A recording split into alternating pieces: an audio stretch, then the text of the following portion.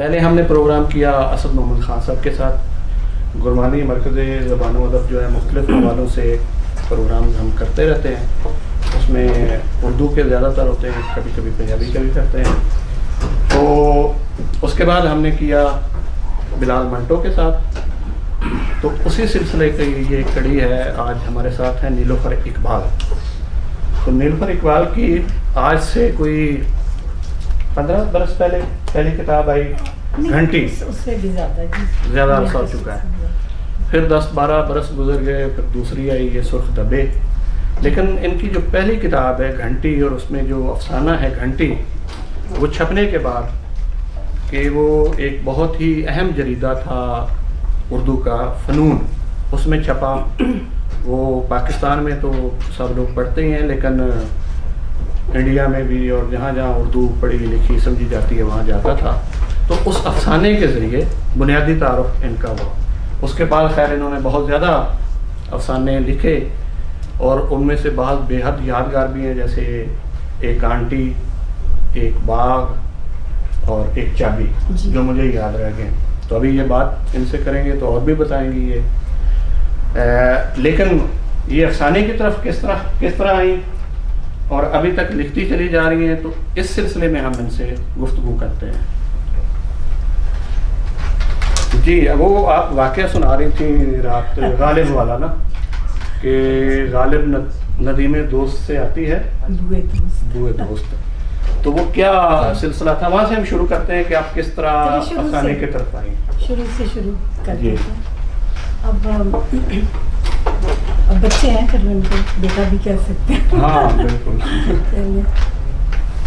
اب ایک بہت اہم چیز انسان کے ساتھ جو بہت شروع میں ہوتی, وہ یہ ہے کہ آپ پیدا ہوتے ہیں. پیدا ہوتے ہیں, جب آپ آنکھ کھولتے ہیں تو آپ ایک خاص کسی گھر میں آپ ظاہر ہوتے ہیں. تو اس میں بعض اوقات ادبی ماحول ہوتا ہے, بعض اوقات نہیں بھی ہوتا. تو میں نے جب ہوش سنبھالا تو یعنی پیدا ہونے کا ذکر میں نے اس لیے کیا کہ تھینک فلی میں ایک پڑھے لکھے گھر میں پیدا ہوئی, جب فادر بھی ایجوکیٹڈ تھے, مدر بھی.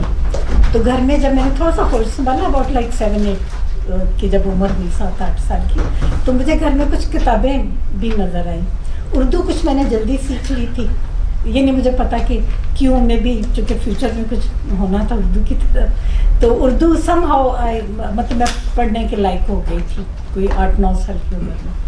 تو مجھے گھر میں کچھ بکس نظر آئیں جن میں یہ اب عصمت چغتائی, اب چونکہ آپ سب لٹریچر کے اسٹوڈنٹس, آپ کو پتہ بھی ہونا چاہیے, عصمت چغتائی ہیں اردو کی بہت بڑی. ان کا ایک ناول ہوتا تھا تیری لکیر کے نام سے, وہ ہمارے گھر میں تھا.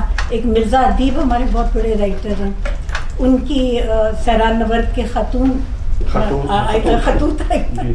چلے I found in my house سیران نورد کے خطوط. پھر ایک منٹو کی ایک کتاب ہوتی تھی ہمارے گھر میں پھندنے کے نام سے. تو مجھے یاد ہے کہ میں وہ 9-10 سال کی عمر میں وہ پڑھ لیتی تھی, اور مجھے بڑا مزہ آ رہا تھا پڑھ کے.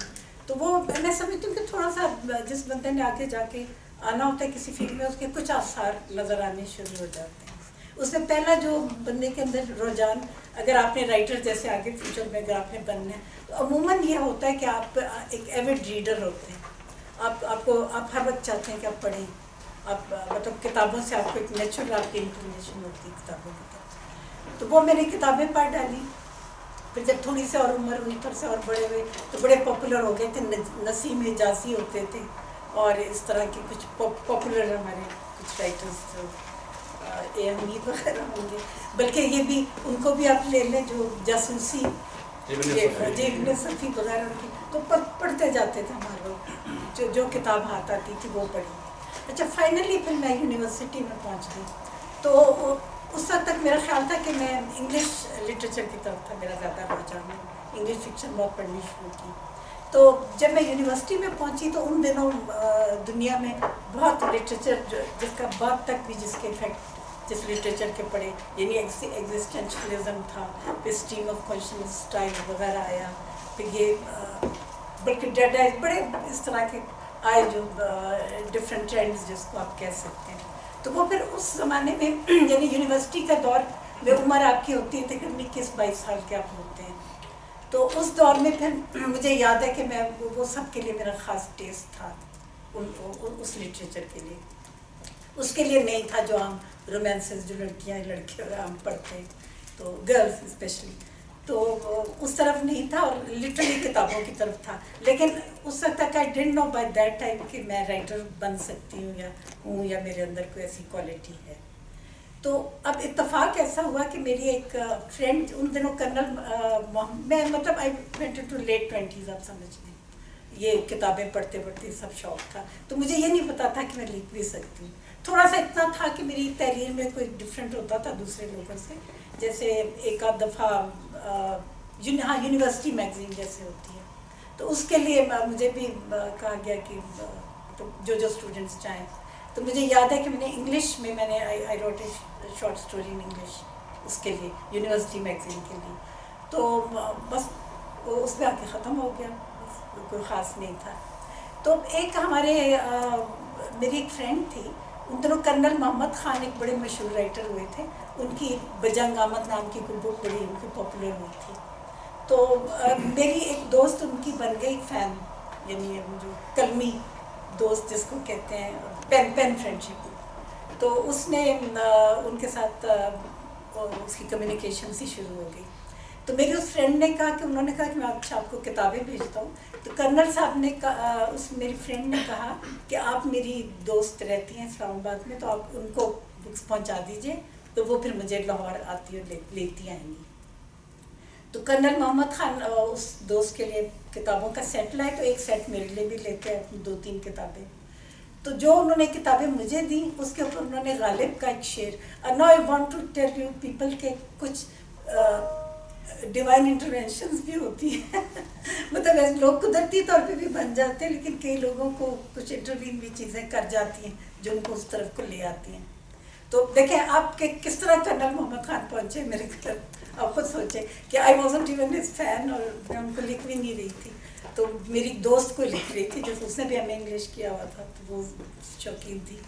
تو کرنل صاحب نے جو کتاب میرے لیے دی اس کے اوپر انہوں نے غالب کا ایک شعر لکھا, غالب ندیم دوست سے آتی ہے بوئے دوست. ابھی بچے تو مجھے لگتا ہے واقف نہیں ہوں گے اتنا غالب کا شعر یا اس کے مطلب سے. تو اس کا مطلب ہے کہ اپنے دوست کے دوست سے آپ کو خوشبو آتی ہے اپنے دوست کی. تو غالب ندیم مینس فرینڈ, غالب ندیم دوست سے آتی ہے بوئے دوست. اچھا جب مجھے وہ ملا تو مجھے ہوا کہ اب میں نے ان کو اکنالجمنٹ کا خط بھی لکھنا ہے ان کو تھینکس کرنے کے لیے. تو میں نے ان کو جو تعریفی میں نے ایک چھوٹی سی چٹ لکھی, اس کے اندر میں نے لکھا کہ بہت میں نے کرنل صاحب آپ کی کتابیں ملی, بہت شکریہ. بہت کہا تھا میں نے اپنی دوست کو کہ کبھی نہا بھی لیا کرو, بوئے دوست کے اوپر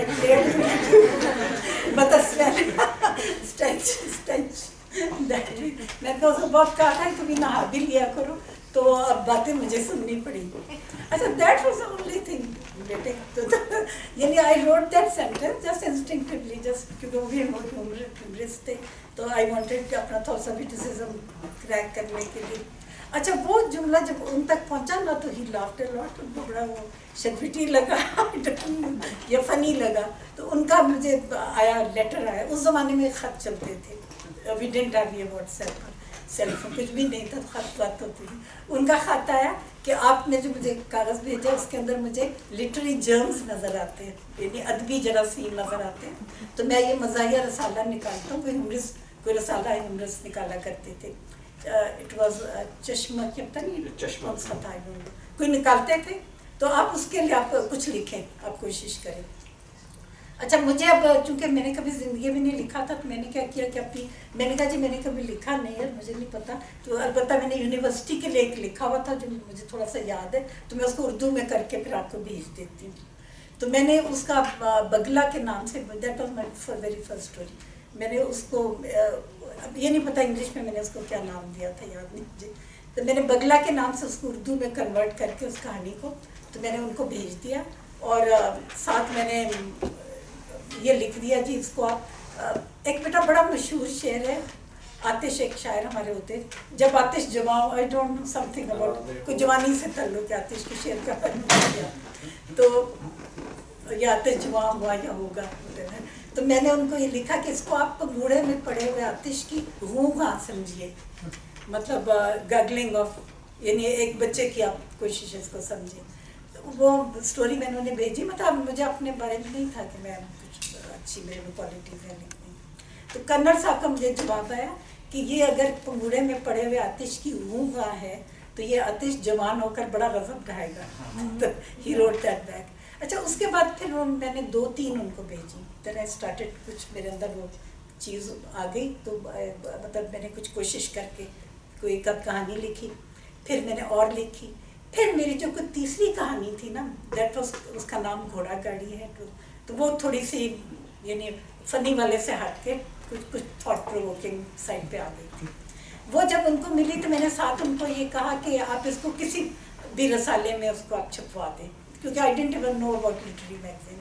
میں نے کہا آپ کہیں چھپوا دیجیے, کیونکہ یہ مزاحیہ تو نہیں ہے کہ آپ کے رسالے میں چھپے. تو انہوں نے جب پڑھی تو مجھے کہنے لگے کہ یہ تو فنون میں جانی چاہیے قاسمی صاحب کی. تو انہوں نے جو اس وقت کا سب سے بڑا لٹریری میگزین تھا, دیٹ واز کالڈ فنون, اور اس کے ایڈیٹر ہوتے تھے احمد ندیم قاسمی صاحب. تو انہوں نے پھر میری وہ کہانی وہاں بھیج دی, اور پھر اس کو جس کو کہتے ہیں نا there was no looking back. پھر اچھا بہت دینے کے بعد میں نے ایک آدھ اور بھی کوئی کہانی دی. اس کے بعد پھر شادی وادی کا چکر ہو گیا, بیبیز. تو میں نے سوچا کہ بس یہی تھا, اتنا ہی میرے میں تھی کوالٹی, تو آئی جسٹ اسٹاپ رائٹنگ. میں نے بالکل 5-6 سال یا 3-4 سال ایٹ لیسٹ میں سمجھی کہ مطلب میرا ایگزاسٹ ہو گیا جو بھی تھا. تو اس کے بعد قاسمی صاحب نے لکھا کرنل صاحب کو خط کہ ایک خاتون تھی جنہوں نے یہ 2-3 افسانے ہمیں بھیجے تھے, تو کہتے ہیں کہ وہ پھر اس کے بعد غائب ہو گئی, تو میں ان کو ہنٹ کر رہا ہوں, تو ان کے ٹیلنٹ کو ضائع نہیں ہونا چاہیے, آپ ان کو ڈھونڈ کے نکالیں. تو وہ اس کے بعد میں ناٹ لوکنگ بیک والی بات کہوں گی, پہلے تو نہیں تھی. تو اس کے بعد وہ کرنل صاحب نے مجھے ڈھونڈتے ہوئے آئے اور قاسمی صاحب کا خط ساتھ لے کے آئے. کہتے دیکھیں یہ اردو کے سب سے بڑے نقاد کی آپ کی کہانیوں کے بارے میں آپ کے ویو ہے, تو اب آپ سیریس ہو جائیں اس معاملے میں. تو میں وہ آفٹر 1 or 2 بیبیز تھوڑی سی سیٹل بھی ہو گئی تھی سمجھے, تو ٹائم بھی تھا کچھ. تو پھر میں نے اپنی جو بڑی کہانیاں جو ہیں گھنٹی وغیرہ جن فنون میں جو چھپی اور ان سے کچھ نام پیدا ہونا شروع ہوا, تو دیٹس اٹ. پھر مطلب فنون میں چھپتی تو فنون جاتا تھا تمام جتنے لٹریری لوگ ہیں ان کے پاس, جتنے لوگ بھی لٹریچر میں انٹرسٹیڈ تھے, پاکستان میں بھی, انڈیا میں بھی, ہندوستان بھی جاتا تھا. تو پھر میری ایک کہانی حساب چھپی تھی, تو گلزار صاحب نے پھر خط لکھا تھا قاسمی صاحب کو وہاں سے کہ ان کی حساب بڑی انہوں نے تعریف کی. تو قاسمی صاحب آئے تھے تو وہ خط بھی لیتے آئے تھے ساتھ. تو اس طرح مطلب پھر آہستہ آہستہ ایک شہرت تو نہیں میں کہوں گی, سچی بات ہے بیٹی, سب لوگ بیٹھے ہیں کہ مجھے وہ شہرت نہیں ملی جو بہت سے ادیبوں کو جیسے بانو قدسیہ کو ملی ہے, پروین شاکر آپ کہہ سکتے ہیں. لیکن یہ کہ ان ایک کلوز سرکل جس کو آپ کہتے ہیں جانے پہچانے سرکل میں پہچان اچھی. اچھا میرا خیال ہے کہ اب یہ انٹروڈکشن تو ہاں نہیں وہ بہت اچھی گفتگو کی. ایک آپ نے بات کرتے ہوئے بتایا تھا کہ پھر جب گھنٹی چھپ گئی فنون میں تو اس کے بعد ممتاز مفتی صاحب کے پاس آئے. جی ممتاز مفتی بھی میرے نزدیک تھے, وہ بھی رہتے تھے نزدیک. تو کیا وہ کیا بات تھی؟ پھر ہم بات کرتے ہیں ذرا آپ کی کہانیوں کی طرف بھی آتے ہیں. اچھا تھوڑی سی چلے سیلف پریز ریکمنڈیشن تو نہیں ہوتی, لیکن اب بتانا اپنے بارے میں تو کچھ کر نہیں سکتے. تو ہوا یہ تھا کہ جب میری کہانی مطلب میں آپ کو بتا رہی ہوں کہ ایک ادیب کی جب آپ کوئی چیز لکھتے ہیں لٹریچر میں, جب وہ کسی لوگوں کو کیچ ایک دفعہ لوگ کر لیتے ہیں نا, پھر وہ آپ کو یاد رکھتے ہیں آپ کی, یعنی آپ اگر آپ میں کہیں میں ٹیلنٹ ہوگا, مے بی فیوچر میں آپ رائٹر بھی بن جائیں, تو آپ کی چیز کے اندر کوئی ایسی چیز ہونی چاہیے جو آپ سمجھیں دوسروں سے الگ ہو, اور وہ آپ کو تو یعنی کسی کو کلک کر جائے. ایک دفعہ کلک کر جائے تو پھر آپ کی کئی سیکنڈ ریٹ چیزیں بھی پھر کلک کر جاتی ہیں. سچی بات ہے, ایک اچھی چیز کلک ایک دفعہ ہو جائے. تو میری کہانی گھنٹی جب ہوئی تو اس نے لوگوں کو پہلی دفعہ اپنی طرف چونکایا, یعنی پہلی دفعہ لوگوں نے, کیونکہ اس سے پہلے صرف ہیومرس میگزینس میں ادھر ادھر لکھتی تھی ہلکی پھلکی چیزیں. تو جو جس بات یہ تو میں ان کو ویسے کیجولی بتا رہی تھی, یہ کہہ رہے ہیں کہ چلو یہاں بھی بتا دوں.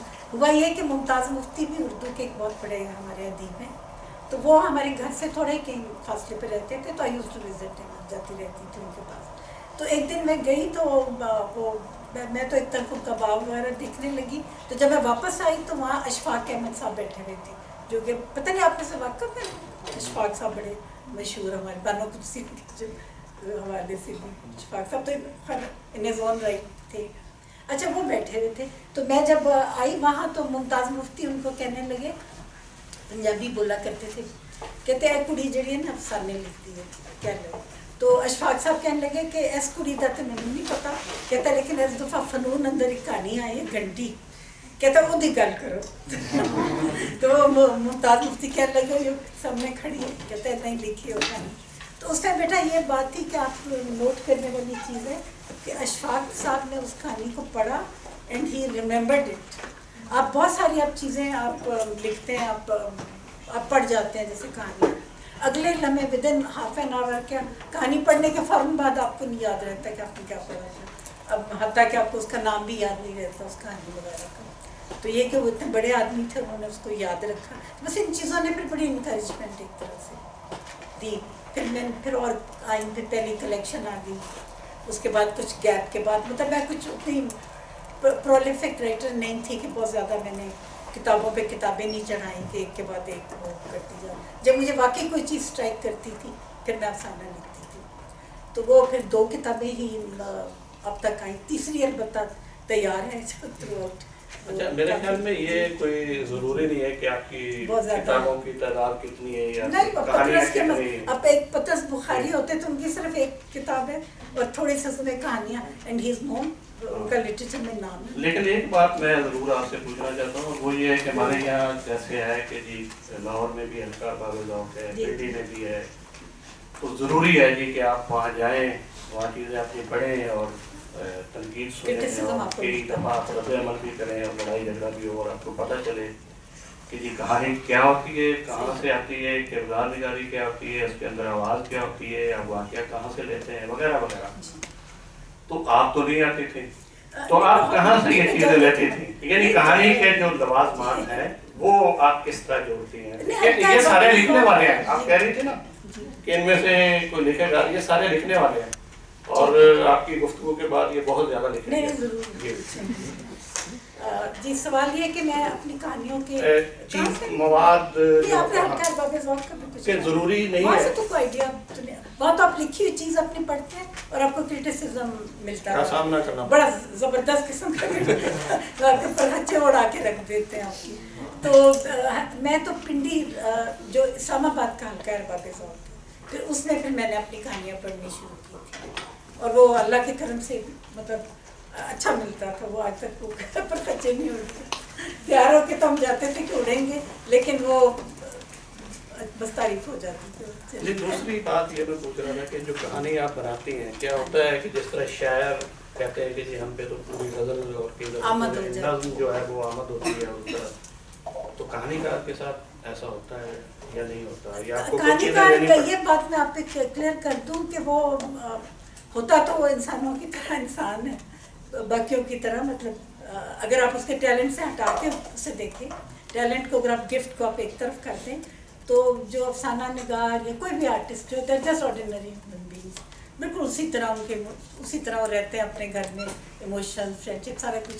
लेकिन उनके अंदर एक चीज़ होती है जो उनको फ़र्क बनाती है, वो उनको एक कोई गिफ्ट या टैलेंट आप कह सकते हो।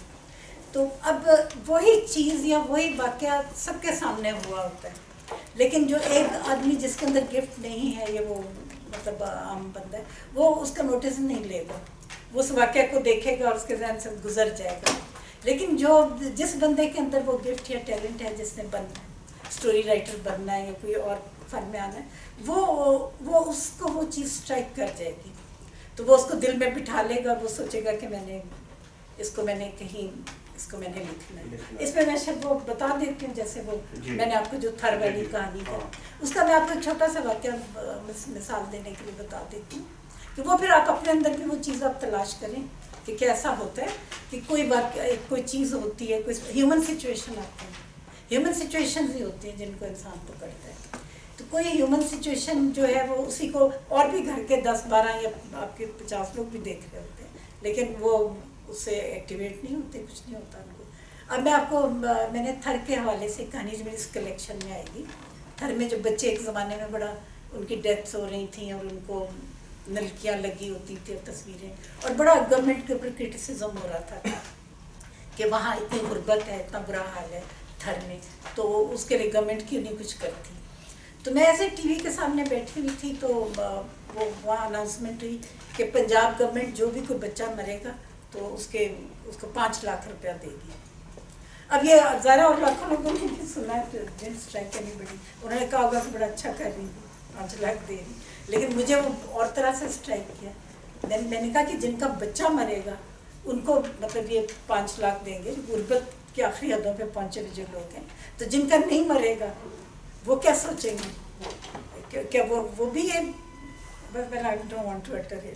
مطلب کہ وہ کیا سوچیں, ان کے اندر بھی ایک عجیب سا کوئی رشک پیدا ہوگا. یہ کیا, یہ تو نہیں ہر کوئی انسان چاہتا کہ اس کا بچہ مرے, اس کو پیسے ملے, لیکن you are putting human beings into a certain situation. یعنی کسی انسانی جان کی قیمت یہ تو نہیں ہوتی کہ آپ اس کو جناب چند لاکھ, آپ کو کرنا چاہیے کہ آپ پورا اس جا کے ریکٹیفائی کریں, آپ اس جگہ پہ جا کے پورے کہ کسی بندے پہ نوبت ہی کیوں آئے کہ اس کا بچہ بھوک یا میل نیوٹریشن سے مرے, پھر آپ اس کو پیسے دیں. تو یہ چیز ہے جو ادیب کو اسٹرائک کر جاتی ہے. تو اس پہ پھر میں نے افسانہ لکھا تھا جس کا نام میں نے رکھا تھا سیاہ سونا, کیونکہ تھر رچ ہے بلیک, آپ کو پتہ ہے کول, اور اس کے اندر بہت اتنی دولت ہے کہ وہ دنیا کے امیر ترین اس میں ہو سکتا ہے, لیکن سم ہاؤ کوئی بات ہے کہ نکالتے نہیں ہیں, اور ان لوگوں کو بالکل انہوں نے غربت کی آخری حد کے اوپر ان کو رکھا اور سفر کرنے دے رہے, اور وہ اس کے ان کی زمینوں کے اندر اتنا گولڈ, وہ بلیک گولڈ ہے ان کا, اگر وہ نکل آئے تو وہ امیر ترین وہ پاکستان کا ہو سکتا ہے ایریا, لیکن کسی گورنمنٹ نے کیا نہیں ہے. تو اس طرح مطلب میں کہنا چاہتی تھی کہ جس بندے نے ادیب بننا ہوتا ہے اس کو آرڈینری باتیں اس کو اسٹرائک کر جاتی ہیں. تو اسی طرح وہ کہانی جو آپ کی آزادی ہے جو مرغیوں کے بارے میں آپ بتا جی جی اچھا, اب ادیب کا یہ بھی ہوتا ہے کہ ضروری نہیں کہ ہر چیز اس میں, اب میں آپ کو بتاتی ہوں مارکیز کا ایک کال ہے کہ مارکیز اور بوجھے میں بھی, تو وہ تھا کہ میں جو بھی کوئی چیز دیکھتا ہوں, سنتا ہوں یا کہیں سے میرے علم میں آتی ہے, میں اس کو لکھ لیتا ہوں. اس کے بعد میں 5 سے لے کے 20 سال تک کبھی بھی اس کو لکھ لیتا ہوں. یعنی جو بھی کوئی آپ کو کوئی چیز بتائے, یہ آپ کو بہت یہ ضروری ایک پوائنٹ میں, اگر کوئی رائٹر بننا چاہتے ہیں کہ اگر آپ کو کبھی کوئی چیز اسٹرائک کرے تو یہ نہ کہیں کہ میں کبھی لکھوں گا, آپ اس کو ایک لائن میں آپ لکھ ضرور لیں کہ بھئی یہ آئیڈیا تھا, کیونکہ آپ یقین کریں کہ 2-3 دن کے بعد وہ آپ کے بالکل سب کانشیس میں چلا جائے گا, آپ کو یاد بھی نہیں رہے گا کبھی آپ کو خیال. یہ میرے سب بہت ہو چکا ہے, اس لیے کہہ رہی ہوں کہ بڑے اچھے اچھے تھاٹس آتی تھی لیکن لکھی نہیں, تو وہ پھر 3-4 دن یاد ہی نہیں رہتا تھا کہ وہ کیا تھا, سوچتے بھی رہو. تو یہ ہے کہ میں نے نہیں دیکھا تھا, میرا ایک بھائی بھی یہاں, بلکہ وہ اگزامس میں لیکچر بھی دیتا رہا, طارق عزیز کا نام ہے, پتہ نہیں کس, وہ لاء کی سائڈ پہ, تو کسی اور سیکشن میں دیتا ہوگا لیکچر, تو وہ بھی ہی از کائنڈ آف لٹریری. تو وہ لکھتا نہیں, البتہ اس کو اردو بھی نہیں آتی, انگلش میں زیادہ اچھا ہے, تو اس کو کبھی کبھی کوئی آئیڈیا آتا ہے تو مجھے بتا ضرور دیتا ہے کیا چیز مجھے مطلب یہ چیز اسٹرائک کی ہے. تو وہ میرا جو, میں آپ کو بتاتی ہوں بیٹا کیسے اسٹرائک کرتی ہیں چیزیں. اب وہ میرا بھائی جا رہا تھا, کار میں جا رہا تھا, تو اس کے آگے آگے جا رہا تھا جو مرغیوں والی نہیں ہوتی وین جاتی ہے جس کے اندر بہت سارے چکن بنے ہوتے ہیں, چاروں طرف جالی سی لگی ہوتی ہے, مطلب اوپر نیچے گھسی ہوتی ہیں مرغیاں. تو وہ میرے بھائی کو یہ چیز اسٹرائک کی کہ یہ جا تو نہیں ہے مرغیاں, تو پروبیبلی یہ پہلی دفعہ وہاں سے نکلی ہیں جہاں ان کو پالا گیا, جس جگہ پہ نا دے ور ریزڈ, پہلی دفعہ نکلی ہیں, they are going straight towards slaughter house, یعنی ان کو جہاں لے جایا جا رہا ہے وہاں ان کو پکڑ کے ذبح کیے جانا اور کچھ نہیں ہونا. تو وہ اس نے مجھے کہا کہ مجھے بڑا اسٹرائک کی یہ چیز. اچھا وہ میں نے سن لی, تو کہتا لکھا جا سکتا ہے اس کے اوپر, تو پھر لیکن اس کا کوئی سرا نہیں پکڑا جا رہا تھا مجھ سے بھی. تو یقین کریں کئی کہانیاں پڑھیں نا تو آپ کو لگتا ہے کہ بڑی سمپل ہیں, جیسے یہ رائٹر نے لکھ لی ہوگی, لیکن مجھے تقریباً 1 سال لگا, مجھے سمجھ نہیں آ رہی تھی وہ مرغیاں جا رہی اور دیر وہاں سے نکلی اور they are going to their end. تو اس کی مطلب آپ کہاں سے پکڑیں, کہاں سے شروع کریں, اور آپ کیا ہے اس کو آپ سرا دیں. تو اباؤٹ کوئی 1 سال آف اینڈ آن خیال آتا رہتا. فائنلی آئی ڈیڈ, میں کہانی کو لکھ لیا, پھر ہلکا ارباب ذوق میں پڑھی کہ وہ کامیاب بھی ہوئی. اس کو مطلب میں نے کچھ ایسے لکھا تھا کہ مرغیاں دے لک اپ ٹو دیٹ پرسن جو بھی اس کو فیڈ کرتا ہے, اسی کو خدا سمجھتی ہے کہ بھئی اس کا خدا ہے جو اس کو ان کے آگے اور تو کوئی کانسیپٹ نہیں ہے کہ یہی ہے. لیکن ایکچولی وہ خدا جو ہے وہ تو ان کا کلر ہے ایکچولی. وہ ان کو جب وہاں سے نکال کے جائے گا تو سیدھا, کیونکہ وہ والے جو چکن ہوتے ہیں they never have a natural life جو اینیملس کو ویسے نصیب ہوتی ہے. باہر والی دوسری گاؤں کی مرغیوں کو لے لیں, آپ ادھر ادھر کی لے لیں, وہ چگیں گی, چریں گی, فیملی لائف بھی دیکھیں گی, سب کچھ ان کی ایک لائف, جانوروں کی بھی لائف ہوتی ہے. لیکن کچھ جانور ایسے بد نصیب ہوتے ہیں جن کو کوئی سوائے مرنے کے اور پالے, تو وہ کہانی کا نام لیا تو میں نے کوئی کہانی سنائیں اس کے بعد پھر کیونکہ اتنی گفتگو کی ہے آپ کی کہانیوں کے حوالے سے. جی میں یہ ویسے آواز آ جائے. چلیے ویسے احتیاطاً 2 لے آئی تھی لیکن نہیں آ چکے, ٹیچر بھی بہت سارے بیٹھے ہیں, بلکہ میں پوچھنے والی تھی کہ تھاٹ پرووکنگ پڑھوں کہ لو اسٹوری پڑھوں. دونوں لے آئی تھی. دونوں انٹرسٹنگ, دونوں ٹھیک ہیں. لو اسٹوری کہہ رہے ہیں, پر لو اسٹوری تو زیادہ ہی لو اسٹوری ہے, بتا دوں بہت ہی لو اسٹوری. لیکن اس کی ایک حیرت ہے, یہ اوریجنل کہانی ہے جو میں نے شروع میں جو میں نے لکھی تھی اپنے مزاحیہ اپنی کچی عمر کی کہانی. تو اب پکی عمر میں کیوں آئی اور میں نے اس کو اپنے اس کلیکشن میں بھی کیوں ڈالا ہے, کیونکہ میں نے لکھ تو ڈالی وہ اس میں چشمہ کے کسی رسالے میں گئی تھی. اس کے بعد یقین کریں کہ انڈیا سے کوئی بندہ آیا ہوا تھا, تو کوئی اس کو لیتے آئے, وہ آسو فرقی آئے تھے میرے گھر تو ساتھ, تو کہتا جی میں تھوڑی وہ کہانی پڑھی سی ہو. یہ ریفر ٹو دس اسٹوری. اچھا میں بڑی سخت میں حیران کہ میں تو اس کہانی کو اپنی کسی گنتی میں لاتی نہیں تھی, مطلب میرے لیے تو وہ ایک بہت ہی 3rd rate آپ کہہ لیں جو بھی کہانی تھی. تو نہ صرف وہاں تعریف ہوئی, جب میں نے اور بھی 1-2 لوگوں کو سنایا تو ان کو بڑی اچھی لگی, اور بڑے ڈاکٹریٹ کیے ہوئے لوگ وہ آئے کہتے جی تھوڑی وہ کہانی تو وہ ہے. تو واقعی شیور دوسری بھی اچھی ہے. چلو اگر یہ جلدی ختم ہوگی تو ٹائم ہوا تو چلے لو اسٹوری سنا دیتے ہیں سب سے پہلے. اچھا جی, اس کو میں نے کچھ اپنے اسٹائل سے لکھا تھا. میں نے اس کے اندر چھوٹے چھوٹے کیپشنز دیے, چھوٹی چھوٹی ہیڈنگس, تو وہ بھی لوگوں کو بڑا لگا تھا کہ بھی بڑا انٹرسٹنگ. اچھا یہ پہلی ہیڈنگ ہے لیلا. اچھا نام ہے کہانی کا لو اسٹوری. وہ جمعہ کی ایک آ رہی بیٹا آخر تک آواز. وہ جمعہ کی ایک عام سی شام تھی جب لیلا سرے بازار بک گئی. اسے میں نے خریدا. ٹیکسی میں نے اسے اپنے پہلو میں بٹھا لیا. وہ کئی دفعہ کسمسائی, بے چین ہو کر خود کو چھڑانے اور کھڑکی سے کود جانے کی کوشش کرنے لگی, مگر میں نے اپنی گرفت اس پر مضبوط تر کر دی اور وہ بے بس پنچھی کی طرح پر پھڑپھڑا کر رہ گئی. اچھی خاصی صحت مند اور گداز تھی. میں نے سوچا میرے پیسے ضائع نہیں ہوئے اور سودا یقیناً مہنگا نہیں. گھر پہنچ کر اس خدشے سے کہ کہیں وہ بھاگ نہ جائے, میں نے اسے ایک چھوٹے سے کمرے میں بند کر کے باہر سے کنڈی لگا دی. ہفتے کے دن تک اسے میری مہمان رہنا تھا, اور اسی رات اسے میرے اور میرے چند مدعو کردہ مہمانوں کی بھیٹ چڑھنا تھا. ہفتہ کی صبح کو میں نے لیلا کے کمرے کا دروازہ کھولا. سوچا اسے تھوڑی دیر کے لیے باہر لان میں چہل قدمی کرنے دوں. دیکھا کہ وہ دیوار کی طرف منہ کیے بیٹھی ہے. میری آہٹ پر بھی اس نے جنبش نہ کی. میں نے قریب جا کر اس کی پشت پر ہاتھ رکھا. ارے لیلا نے انڈا دے دیا تھا. یہ انڈا لیلا کی زندگی کا ضامن بن گیا. میرا جو اپنے عزیزوں و اقارب کی دعوت کرنے اور لیلا کو اسپیشل ڈش کی طور پر پیش کرنے کا ارادہ تھا, وہ میں نے فوراً ملتوی کر دی. لیلا یقیناً میرے عزیزوں و اقارب سے بدر جہاں بہتر تھی, جو اس نفسا نفسی کے دور میں بھی بلا معاوضہ اپنا قیمتی انڈا میرے حوالے کرنے کو تیار تھی. Second caption, sex appeal. کیا لیلا میں اپنی دوسری ہم جنسوں کی نسبت زیادہ سیکس اپیل تھی؟ یہ جاننا یقیناً دشوار ہے, کیونکہ حتمی طور پر اس بات کا فیصلہ کرنے کے لیے ضروری ہے کہ آپ کم از کم ایک کلغی اور ایک آدھ دم کے مالک ہوں, اور صبح صبح روزانہ بانگ دے سکتے ہیں, دینے کے قابل ہوں. وگرنہ لیلا اور اس کی نسل کی دوسری ممبران صرف آپ کے معدے کو اپیل کر سکتی ہیں. مگر یہ بات تو طے ہے کہ لیلا میں یقیناً کوئی خاص کشش تھی, ورنہ مجنو اپنی 11 بیویوں کا حرم چھوڑ کر روزانہ صبح 5 بجے سے لے کر رات 9 بجے تک کا وقت اس کے پاس کیوں گزارتا؟ آپ شاید یہ دلیل پیش کریں کہ وہ تو اس کے گھر کی مرغیاں تھیں، لہذا حسب محاورہ دال برابر تھی، اور لیلا پرائی ہونے کی وجہ سے چکن تھی، لیلا پرائی ہونے کی وجہ سے چکن تھی۔ آپ خواہ کچھ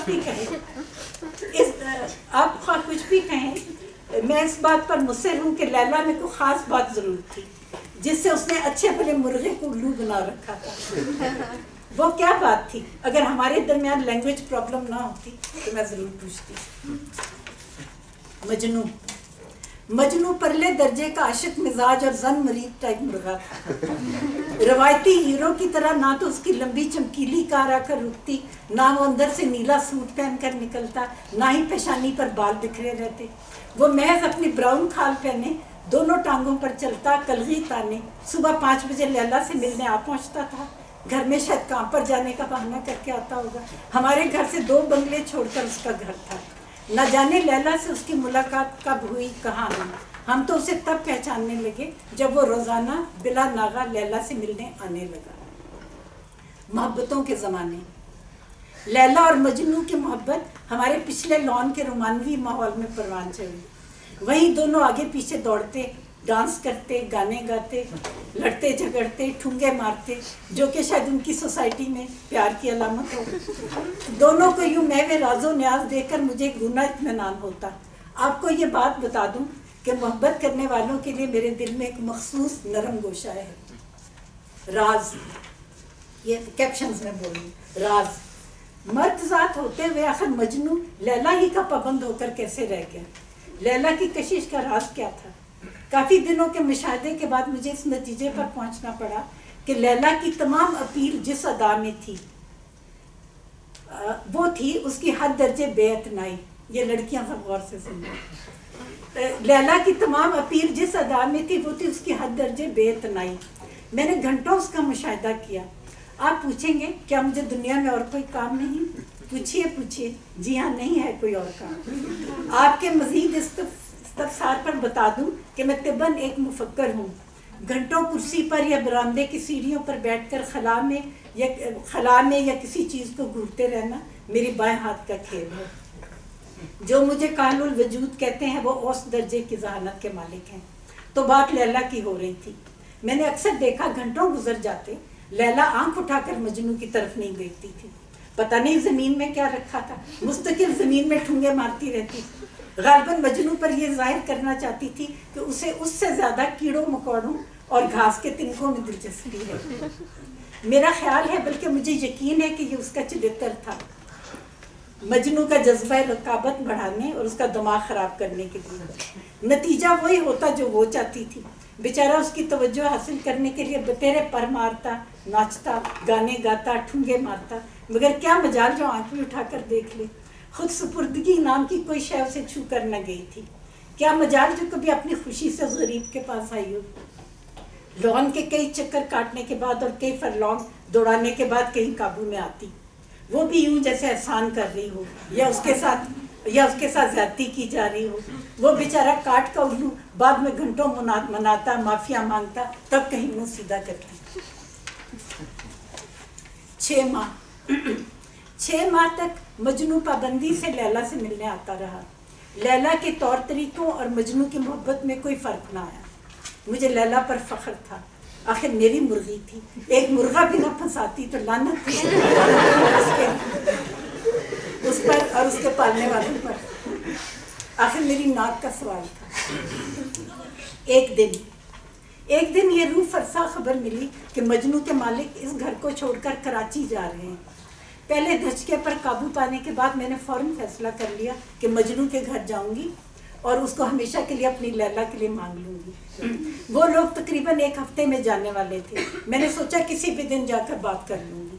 دیر، یہ صرف ایک لائن، میں نے جانے میں دیر کر دی۔ سناٹا۔ ایک دن صبح مجنو کی آواز سنائی نہ دی۔ اس کی عادت تھی کہ صبح اٹھنے کے بعد پہلے چیخ چلا کر اپنے جاگنے کا اعلان کرتا، پھر دفتر کے بہانے لیلا کی طرف چلا آتا۔ اس کی آواز 8 کوٹھیوں تک بھی سنائی دیتی تھی، مگر آج فضا پر ایک عجیب ماتمی سا سناٹا طاری تھا۔ 8 بج گئے، پھر 9 بج گئے، مجنو نہ آیا۔ آخر کیوں نہیں آیا؟ اس کی آواز بھی نہ آئی۔ کیوں؟ کہیں اس کی آواز بند تو نہیں کر دی گئی؟ क्या मजनू ज़िबा हो गया, मजनू ज़िबा हो गया, मोहब्बत ज़िबा हो गई। मैंने बाहर आकर लैला को दाना डाला, वो उदास निगाहों से इधर उधर देख रही थी। फिर उसने मुस्तफसराना निगाहों से मेरी तरफ देखा, मैं उससे निगाहें ना मिला सकी। मैंने मुंह फेर लिया। तू बेवा हो गई लैला, तेरा मजनू कभी नहीं आएगा। मैं तुझसे कैसे नजरें मिलाऊं, मैं तेरी मुजरिम हूँ। मेरी काहली ने तेरी मोहब्बत को बर्बाद कर दिया। काश मैं एक रोज पहले उसके मुतालिक बात करने चली गई होती। कई दफा दिल चाहा कि जाकर पूछूं तो उन लोगों कि उस दीवाने का क्या अंजाम हुआ, मगर क्या अंजाम सुनने का मुझ में हौसला था नहीं। मैं नहीं सुन सकूंगी कि मजनू का सालन पक गया, मोहब्बत रोस्ट हो गई, मोहब्बत रोस्ट हो गई। मुझसे बर्दाश्त ना होगा। मुझ कमबख्त की काहली की वजह से हुआ। ठीक कहते हैं सब कि मैं काहिल हूँ, काहिल और खुदगर्ज। अगले रोज मैं टहलते हुए अपने गेट से निकली तो देखा उन लोगों का ट्रक पहुंच चुका है और सामान लादा जा रहा है। खातूने खाना सामान अपनी निगरानी में लदवा रही थी। अपने करीब जाकर खुदाफिज कहना मेरा अखलाकी फ़र्ज था, हालांकि मजनू के कातिलों को दूर से सलाम करना भी मुझे गिरां गुजर रहा है, मगर मुआशरे के रसूल तो निभानी पड़ती हैं। तो मैंने मजनू की मालकन से चंद रस्मी बातें की और फिर ना चाहते हुए भी मजनू का जिक्र छेड़ बैठी। आपको मालूम है आपके मुर्गे का 1 साल से हमारे घर आना जाना था। हमारी मुर्गी उससे मोहब्बत करती थी। मैंने सोचा था कि उसे आपसे मांग लूं, मगर अफसोस मैंने देर कर दी। वो कहने लगी, वाकई आपने देर कर दी, आप कल तक भी बात कर लेती तो मैं वो मुर्गा यकीनन आपको दे देती। हम भी क्या करते, साथ तो ले जा नहीं सकते थे, हमने उसे खाकान को दे दिया। क्या मालूम था कि आप आगे खाकान को दे दिया। ठीक है, अब अगला कैप्शन है विलन। खाकान एक 8-10 साल का चंगेज खान की नस्ल का बच्चा है। अगर उसे ये समझाने की कोशिश की जाए कि लैला और मजनू की दास्तान में विलन का किरदार वो निभा रहे तो बिटर बिटर आपका मुंह देखेगा, गोया कुछ समझा ही नहीं। मगर ये एक अटल हकीकत थी कि कुदरत ने विलन का रोल उसे ही सौंपा था। हालांकि मैंने उसे कभी कहका मारते या बड़क मारते नहीं सुना था, मगर मुझे यकीन है कि रवायती विलन वाली जुमला खसूसियात उसकी ज़रूर होंगी, मगर देखने में ऐसा मासूम नज़र आता था जैसे कुछ किया ही ना, मजाक रात। इस वाक़या के कोई तीसरे दिन वो मुझे सड़क पर क्रिकेट खेलने के बहाने पड़ोसियों के बंगलों के शीशे तोड़ता नजर आया। मैंने उसे इशारे से करीब बुलाया। बेटे, वो जो उस घर वाली आंटी ने आपको मुर्गा दिया था उसका क्या हाल है? आंटी, उसका हमारे घर में दिल नहीं लगा। वो कैसे? आंटी, वो बाकी मुर्गों से लड़ता है और मुर्गियों को भी मारता है। आपका घर कहाँ है? मैंने आपकी अम्मी से एक ज़रूरी बात करनी है। आंटी इधर से मुड़कर फिर बाएं हाथ, फिर आगे जाकर बाएं हाथ, फिर राइट को सीधा जाकर सामने लेटर बॉक्स। थैंक यू बेटे। खाकान को शीशे तोड़ने में मशगूल छोड़कर मैं उधर से मुड़कर बाएं हाथ गई, फिर बाएं हाथ, फिर राइट को सीधे चलती गई। सामने लेटर बॉक्स नज़र आया। मैंने गेट पर पहुंचकर कॉल बेल बजा दी। खाकान की अम्मी को देखते ही मैंने अंदाज़ा लगा लिया कि उसका चंगेज़ खान से कोई तल्लुक नहीं। खाकान गालबन बाप पर गया था। पहली मुलाकात में मुर्गा डिस्कस करना कुछ एटिकेट्स के खिलाफ था, मगर यहाँ मामला मोहब्बत का था, और जहाँ मोहब्बत का मामला हो वहाँ मैं मुर्गा छोड़ लाल बेग भी डिस्कस कर सकती। शायद मैं आपको पहले बता चुकी हूँ कि मोहब्बत के लिए मेरे दिल में एक इंतहाई नरम गोशा है। खाकान की अम्मी से अपना तारुफ कराने के बाद मैंने फ़ौरन मजनू का मसला छेड़ दिया। वो मुर्गा जो खाकान लेकर आया है वो आपको कैसा लगता है? जी, मैं सिर्फ ये जानना चाहती हूँ कि आपको उससे कोई जज्बाती वाबस्तगी तो नहीं होगी? जी, जज्बाती वाबस्तगी? मुर्गा तो मुर्गा होता है, वाबस्तगी कैसी? बस मैं यही जानना चाहती थी। इसका मतलब है आपके लिए हर मुर्गा बराबर है, बस मुर्गा होना चाहिए। अगर मैं मजनू ले जाऊं और उसके बदले में आपको कोई दूसरा मुर्गा ला दूं तो आपको कोई एतराज़ तो ना होगा? मजनू वही मुर्गा, दरअसल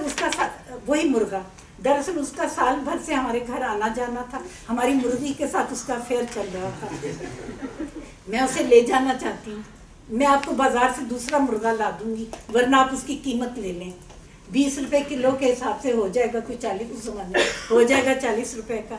आपको कोई एतराज़ तो नहीं? आप कह चुकी हैं कि आपको उससे कोई ख़ास लगाव नहीं। लगाओ? उस मुर्गे से तो हम ऐसे तंग आए कि मत पूछिए।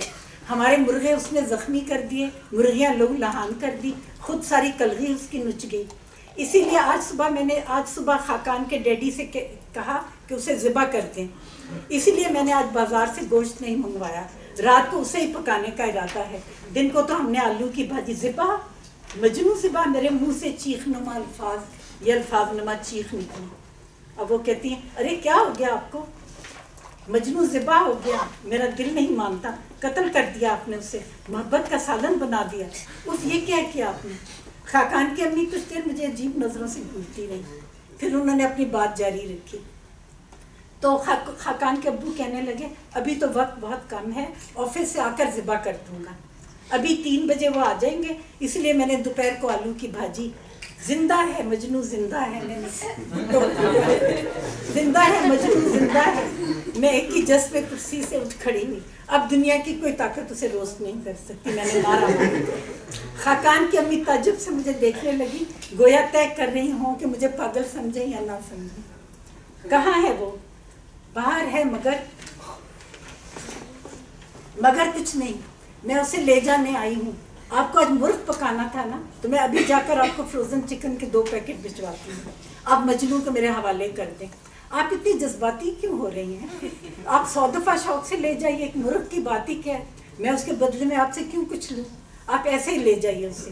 مگر پھر آپ رات کو کیا کھائیں گے؟ خیر ہے, میں اروی پکا لوں گی. بس خاقان کا ذرا ہے, اسے روسٹ بہت پسند ہے. کیا گیا تھا می ٹمیٹو کیچپ ضرور منگوا کر رکھیے گا. نہیں, آپ ہرگز اروی نہیں کھائیں گی. میں ابھی آپ کو چکن بھجواتی ہوں. کہاں ہے میرا مرغا؟ خاقان کی امی مجھے باہر صحن میں لے گئی. مجنوں الگ تھلگ کونے کی طرف منہ کیے کھڑا تھا, مجروح, افسردہ, پر شکستہ, لہو لہان کلغی. میں نے بڑھ کر اسے بازو میں سمیٹ لیا اور اس کے سر پر بوسہ دیا. خاقان کی امی نے مجھے حسب سابق عجیب سی نظروں سے گھورا. میں نے ان کا رسمی شکریہ ادا کیا, حالانکہ دل ہی دل میں ان کی کوئی ایسی احسان مند بھی نہیں تھی, کیونکہ میرے حساب سے وہ لوگ غاصب تھے اور مجنوں تو ازل سے ہمارا تھا. ملاپ. میں مجنوں کو بغل میں دبائے اپنے گھر کے پچھلے لان میں داخل ہوئی. لیلا وہاں بیٹھی نہ جانے کیا کر رہی تھی. کیڑے کھا رہی تھی, اپنی لٹی ہوئی محبت کا ماتم کر رہی تھی. بہرحال وہ انجام سے بے خبر حسب معمول ضمیر پر ٹھونگے مارنے میں مشغول تھی. میں نے سوچا اسے سرپرائز دینی چاہیے. چپکے سے لے جا کر مجنوں کو اس کے پہلو میں چھوڑ دوں گی. مگر مجنوں نے میرے بازو میں ایک زوردار پلٹا کھایا اور میری کلائی کی کھال کو رگیدتا دوسرے لمحے زمین پر تھا. اسی لمحے لیلا نے مڑ کر دیکھا. ادھر سے مجنوں دوڑا, ادھر سے لیلا دوڑی. لان کے سبزہ میں دونوں پریمیوں کا ملاپ کچھ اس طرح سے ہوا کہ منہ پھیرتے ہوئے میں نے سوچا, بیٹے کلغی اور دم بچا گئی, ورنہ لگ جاتے 100 کوڑے. کے کھانے میں 100 کوڑے.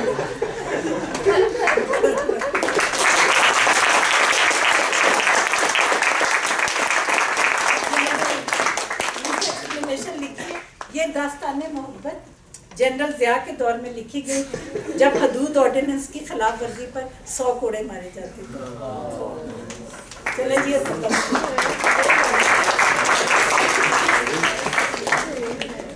انجوائے کیا لگتا. اچھا, یہ میری مشہور کی کہانیوں میں سے تھی جن کو میں مزاحیہ سمجھ کے اور مزاحیہ رسالوں وغیرہ میں. تو میرے خیال میں کوئی اگر سوال اس کہانی کے حوالے سے یا ویسے آپ نیلوفر اقبال صاحبہ سے کرنا چاہیں تو ان کی کہانیوں کے حوالے سے نہیں ہے. نہیں ہے, بس کہانی سن لی کافی ہے. کمنٹ کرنا چاہوں گا آپ, یہ لٹریچر, انگلش لٹریچر میں ہم لوگ ایک ٹرم یوز کرتے ہیں سٹائرزم. تو یہ اس دور کے حساب سے آپ نے, میرے خیال میں یہ سٹائر میں نہیں آئے گا, یہ ہیومر میں میرا خیال ہے, کیونکہ اس میں ہم نے 3 سٹائر میں نہیں آئے گا. محبت ایک جو انسٹنکٹ کے اندر ہمارے ان بلٹ ہے, اس کو اس ٹائم پہ شاید روکا زیادہ جا رہا تھا. اور اس کی میں نے مطلب ضیاء الحق کو سامنے رکھ کے نہیں لکھا تھا, بلکہ لکھنے کے بعد جب میں نے لکھا نا کہ 100 کوڑے ہے, تو وہ چونکہ ریفر کرتے تھے اس چیز کو. اس زمانے میں بڑی, آپ لوگ تو پیدا ہی نہیں ہوئے تھے, لیکن یہ فیکٹ ہے کہ ایکچولی جوڑوں کو, کپلز کو پکڑ کے لے جاتے تھے اور کہتے تھے نکاح نامہ دکھاؤ. شکر آپ لوگ بعد میں پیدا ہوئے. یعنی کوئی سچ مچ کے میاں بیوی بھی جا رہے ہوتے تھے کہ ان کو روک لیتے تھے موٹر سائیکل, کہتے تھے نکاح نامہ دکھاؤ. اور پولیس والوں کو مطلب پیسے کھانے کا ایک وہ مل گیا تھا اور 100 کوڑے واقعی اس کی سزا تھی. یہ آپ کی جو کہانی ہے آنٹی اس کے اندر بھی کوئی اشارہ جی اس میں بھی تھوڑا سا ہے, وہ ڈرتی تھی تھوڑا سا اس سے. تو تھوڑا سا اس کہانی کے بارے میں بتا دیں کہ کسی کہانی میں آپ کچھ کردار کے طور پہ بھی آئی ہیں یا بس ساری کہانیاں مختلف کرداروں کی, جیسے آنٹی ہے, جیسے چابی ہے, جی یا جیسے وہ بات تو ویسے بس وہ میں بالکل ضرور میں بتاتی ہوں کہ کہانی کا ایک آئیڈیا اور پلاٹ تو ہوتا ہے جو سینٹرل آپ کو آپ کے دماغ میں کچھ نہ کچھ چیز آتی ہے جو آپ کو کلک کرتی ہے. لیکن میرے لیے سب سے زیادہ اہم جو جس چیز پہ میں زیادہ کرتی ہوں تو جو دیتی ہوں واقعی کردار ہے. اس کی وجہ ہے کہ کردار یا کریکٹر جو آپ کی کہانیوں میں ہوتا ہے وہی ہے جس کے ساتھ کہ انسان ریلیٹ کرتا ہے خود کو, ٹھیک ہے نا. اگر آپ ویسے ورنہ تو آپ کسی چیز کو ڈسکرائب کر رہے ہوں گے کسی ہوئے واقعے کو, وہ تو پھر جرنلسٹ کہلاتا ہے, جرنلزم ٹائپ کی چیز ہو جاتی ہے. جیسے اگر آپ کسی واقعہ کو سنا دیں جس میں صرف انسیڈنٹس ہوں, ایونٹس ہوں, واقعات ہوں, تو کردار جو ہے وہ اس کے اندر کرتے ہیں کیونکہ ہم خود کردار انسان ہیں. تو ہم اپنے آپ کو ہم لوگ جسے کہتے ہیں نا ایمپیتھائز کرنا, یہ کرنا آپ کرتے ہی کرداروں کی وجہ سے. تو یہ ایک جو اچھا رائٹر ہے اس کا سب سے بڑی طاقت ہی ہے کہ وہ اپنے کردار کے ذریعے آپ کو متاثر کرے آپ کو. تو یعنی اگر کردار تڑپ رہا ہے کہانی میں تو آپ بھی تڑپیں, اگر کردار اس وقت ہنس رہا خوش ہے تو آپ بھی اسمائل کریں کہ بھی یہ ہے, یعنی آپ خود کو ریلیٹ کریں. تو کردار ہی ہے بالکل, میں تو سمجھتی ہوں بہت اہم ہے, بالکل کردار نگاری میں بہت اہم.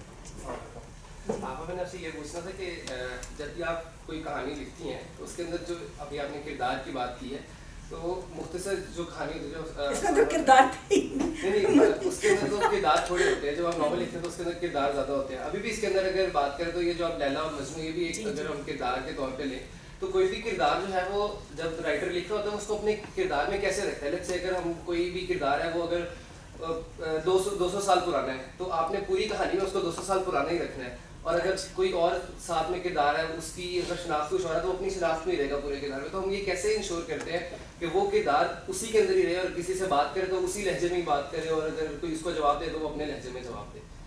نہیں بیٹا ذرا دوبارہ بتانا. میں وہ آپ نے کہا نا کہ 200 سال پہلے میں یہ کہنا چاہتا ہوں کہ یعنی انٹریکشن دور کے لوگوں میں کوئی بھی اگر کردار ہے نہیں لینگویج تو آپ کو ڈیفینیٹلی وہ کچھ آپ کو فرق تو کرنا پڑے گا. میں یہ پوچھنا چاہتا ہوں کہ ہم اس کو علیحدہ کیسے رکھتے ہیں. اگر ایک باپ بیٹے کا بھی کردار ہے کہانی کے اندر تو باپ جب بھی بات کرے تو وہ باپ کی طرح ہی بات کرے اور بیٹا جب بھی جواب دے تو وہ بیٹے کی طرح ہی جواب دے. وہ تو آپ جب لکھیں گے نا تو آپ کے اندر اگر ٹیلنٹ ہے تو آپ آٹومیٹکلی, کیونکہ آپ کا مشاہدہ بھی تو ہوتا ہے نا, آپ نے سچ میں دیکھا ہوا ہے کہ باپ کس لہجے میں بات کرتے ہیں. سر ایک دادا کو بھی دیکھا ہوتا ہے انسان نے, ان کا ایک خاص ایک ٹھہرا انداز ہوتا ہے. اچھا بچے جو ہیں 3rd جنریشن وہ امپیشنٹ ہوتے ہیں اپنی باتوں میں, تو وہ آپ ڈفرینشیٹ آپ کو بالکل آپ کر بھی لیتے ہیں اور آپ کو کرنا ہوگا بھی. آپ کے اندر اگر وہ لکھنے کا اگر ٹیلنٹ ہے وہ تو آپ کو. اب میں جیسے کئی دکھاتی ہوں, اگر میں کوئی نوکر دکھاتی ہوں سروینٹ وومن تو میں کبھی اس کے منہ میں اردو نہیں ڈالتی ہے والی, کبھی نہیں ڈالتی کہ وہ بڑی نستعلیق اردو میں بات کر رہی ہے نوکرانی. میں عموماً پنجابی ڈال دیتی ہوں اس میں. جیسے میری کہانی آنٹی میں کہ جی باجی اوران دیتا ہے, کیونکہ وہ نوکرانی تو ایسے ہی بولے گی. اگر آپ وہ کہہ دیں جو وہ مطلب آپ کو وہ رکھنا چاہیے ٹرو ٹو دا کیریکٹر. آپ جب ڈائلاگ آپ لکھیں گے اگر مالک پنجابی ہو تو پھر اچھا مجھ پہ کئی دفعہ یہ بڑا الزام آتا ہے. اچھا ہاں, اگر کئی دفعہ میرے پہ یہ الزام آیا کہ آپ انگلش کے ورڈز بہت زیادہ یوز کرتی ہیں. تو اچھا انگلش کے ورڈز میں زیادہ ڈائلاگ جہاں وہ ہمارے طرح کے لوگ ہوتے ہیں نا, ہمیں بھی تو عادت ہے آدھے ہم اردو بولتے ہیں کیونکہ انگلش ہماری ہے پیدائشی, جب سے ہم لوگوں نے تعلیم حاصل کی انگلش تو ساتھ ساتھ پڑھی ہے نا. اب یہ جب آپ اردو لٹریچر لکھنے پہ آتے ہیں تو سوال آ جاتا ہے جب اردو لٹریچر لکھ رہے ہیں تو انگلش کیوں لکھ رہے ہیں. تو یہ میں نہیں سمجھتی کہ صحیح بات ہے. وہ اگر آپ کا کیریکٹر ملی جلی زبان بولتا ہے تو آپ ڈال دیں, آپ کو ڈالنا ہوگا کیریکٹر وہ. اور کئی انگلش کے ورڈز ایسے بھی ہیں جو اس طرح ہو چکے ہیں کہ آپ اس کا متبادل اردو میں کر بھی نہیں سکتے. یعنی کہ کئی دفعہ اب جیسے میں نے کہانی لکھی ایک تھی ڈپارچر لاؤنج. اب میں نے اس کا نام ڈپارچر لاؤنج ہی رکھا تھا کیونکہ مجھے نہیں پتا اس کو اردو میں کیا کہتے ہیں. اچھا پھر میں نے لکھا کہ وہ ایئرپورٹ کی طرف جا رہا تھا. اب میں ایئرپورٹ کو ہوائی اڈہ لکھ سکتے ہیں, لیکن ایئرپورٹ ہی اب زیادہ ہمیں اچھا لگتا ہے, ہم کیا کریں, اب ایئرپورٹ ہی لکھا اس طرح کا. یہ آفیسر ہے کہیں, اب اہلکار لکھنا تھا, میں نے وہ آفیسر لکھا, تو زیادہ اچھا لگا. تو عبادت تو مطلب اس میں میں نہیں سمجھتی کوئی اردو کی کوئی بے حرمتی ہوتی ہے اتنی زیادہ. تو وہ آپ جب کیریکٹرز کہہ دیں نا تو ان کے منہ میں وہی زبان آپ ڈالیں. ویسے آپ اجازت دیں تو تھوڑا سا میں پڑھ دوں بدھ کا, اگر ٹائم ہے تو. تھوڑا سا پتہ نہیں ٹائم کے اوپر ٹائم ہے, کیونکہ وہ تو کہانی میں کیریکٹر تھا ہی نہیں نا. وہ میں نے بچوں سے پوچھا, انہوں نے کہا لو اسٹوری سنا دیں, تو اس کے اندر تھوڑا سا آدھا ہی جگہ ادھر چلتا ہے. تو ہے سننا چاہتے ہیں؟ جی جی سننا چاہ رہے ہیں. جی جی اچھا جی, یہ مطلب میری حالیہ کہانیوں میں سے.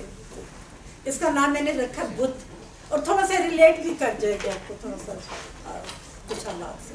چلو سنا, اگر بور ہوئے تو ہاتھ کھڑے کر دیں, یا وہ جو سو کی آواز ہوتی ہے. اچھا جی, اس کہانی کا نام ہے بدھ, کیونکہ آپ نے میرا پاس باتیں بھی سن لی, ویوز بھی سن لیے. تھوڑا سا آخر میں بتا دوں گی کہ جزیات نگاری وغیرہ اور کیریکٹرائزیشن, پلاٹ, یہ تو آپ ویسے بھی لٹریچر میں پڑھ لیتے ہیں, میری ضرورت نہیں. میری ضرورت میرے خیال میں اسی میں ہے. اچھا جی, اس کہانی کا نام ہے بدھ. یہ ایکچولی میں نے یہ پڑھنی تھی, میں نے آپ کے اس کے لیے یہ رکھی تھی. پھر چلتے چلتے مجھے خیال آیا, میں نے کہا اسٹوڈنٹس ہیں, پتہ نہیں وہ شاید لائٹ سی چیز زیادہ پسند کرنی. اچھا جی شروع کروں. بادشاہ صبح جاگا تو اس نے حسب عادت 3 بار تالی بجائی. کچھ وقفے کے بعد دوبارہ بجائی, لیکن نہ تو دروازہ کھولا گیا, نہ ہی خدام اندر داخل ہوئے جنہیں پردے ہٹانے تھے. پھر شاہی سلیپر شاہی بستر کے پاس رکھ کر اسے اٹھنے میں مدد دینی تھی, اور گاؤن پہنا کر باتھ روم لے جانا تھا. وہ حیران سا ہو کر خود ہی بستر سے اٹھا, خود ہی سلیپر پہنے, خود ہی گاؤن پہنا. بری طرح غصہ آ رہا تھا, یہ مجال ان لوگوں کی. لیکن باتھ روم جانا بھی اشد ضروری تھا. چاروں ناچار خود ہی گیا. فارغ ہوں تو دیکھتا ہوں ایک ایک کو. وہ انتظار کرتا رہا کہ خدام ناشتے کا مینیو اور چائے لے کر, اب مینیو ہے جیسے, اب اس کا مینیو جانتے اردو میں کیا ہو سکتا ہے. تو وہ انتظار کرتا رہا کہ خدام ناشتے کا مینیو اور چائے لے کر حاضر ہوں تاکہ وہ انہیں ڈانٹ سکے. لیکن کوئی نہ آیا. آخر زچ ہو کر شاہی خوابگاہ سے نکلا, لمبا کوریڈور کراس کر کے ہال میں پہنچ گیا. لیکن وہاں بھی آدم نادم زاد. آخر یہ معاملہ کیا ہے؟ اب تو پریشان ہو گیا, اور سوچتا سوچتا ہال کے دروازے کی طرف چلا. جو ہی اس نے دروازے سے باہر جانا چاہا, سنگین برداروں نے سنگینیں کھڑی کر کے راستہ بند کر دیا. آپ باہر نہیں جا سکتے, ان میں سے ایک نے مدبانہ انداز میں کہا. اس کا کیا مطلب ہے؟ کیا تم مجھے نہیں پہچانتے؟ ہم پہچانتے ہیں, لیکن ہمیں آپ سے بات کرنے کا آرڈر نہیں. معتمد خاص آپ کو حالات سے آگاہ کریں گے. سامنے سے معتمد خاص آتا دکھائی دیا. آج اس سے جھک کر سلام نہ کیا اور سیدھا ہی چلا آیا. یہ کیسی بے ادبی ہے؟ بادشاہ نے سراسیمگی کے عالم میں پوچھا. آپ کے لیے اطلاع ہے کہ رات وزیر اعظم نے سپہ سالار کے ساتھ مل کر آپ کا تختہ الٹ دیا. تمام درباری بھی ان کے ساتھ ہیں. آپ کے لیے حکم ہے کہ آپ محل چھوڑ کر چلے جائیں. دیرینہ تعلقات کی بنا پر اس قدر رائے دی گئی ہے کہ آپ کو جان سے نہیں مارا جائے گا. آپ صرف ایک اٹیچی کیس اور والیٹ میں جو رقم موجود ہے وہ لے کر محل سے نکل جائیں, اور جتنا دور جا سکیں چلے جائیں, اور دوبارہ کبھی نظر نہ آئیں. اگر ایسا نہ کروں, کچھ دیر خاموشی رہی, اور اگر ایسا نہ کروں پھر جیل اور موت. بادشاہ معتمد خاص کا چہرہ تکتا رہ گیا, جو اس سے نظر ملانے کے بجائے چھت پر بنے ہوئے نقش و نگار کا معائنہ کر رہا تھا. بادشاہ کچھ دیر خاموش کھڑا اپنی ناک کھجاتا رہا, پھر آہستہ سے پلٹ کر بیڈ روم کی طرف چلا گیا. پھر رکا, مڑ کر بولا, کسی کو بھیج دیں, پیکنگ کروا دیں. آپ کو پیکنگ خود کرنا ہوگی, البتہ خالی اٹیچی کیس فراہم کر دیا جائے گا. وہ خاموشی سے شاہی خوابگاہ کی جانب چل دیا. پیچھے سے معتمد خاص نے بآواز بلند کہا, آپ کا چیکنگ آؤٹ ٹائم 12 بجے تک ہے. اس کے بعد آپ کی زندگی کی کوئی ضمانت نہیں ہوگی. بادشاہ اپنے بھاری قدم گھسیٹتا کمرے کی طرف بڑھا. اب مختلف خیالات اس کے ذہن میں گردش کر رہے تھے. خدا جانے والیٹ میں کتنی رقم ہے, فیملی والوں کو کس طرح اطلاع کروں, وہ تو کروز پر ہیں, فون پر رابطہ بھی نہیں ہو سکے گا. गेट से निकल कर जाऊंगा कहाँ। उसे अपने अकब में खड़खड़ाहट सुनाई दी। एक खादिम दरमियाने साइज का सूटकेस घसीटता हुआ चला आ रहा था। कब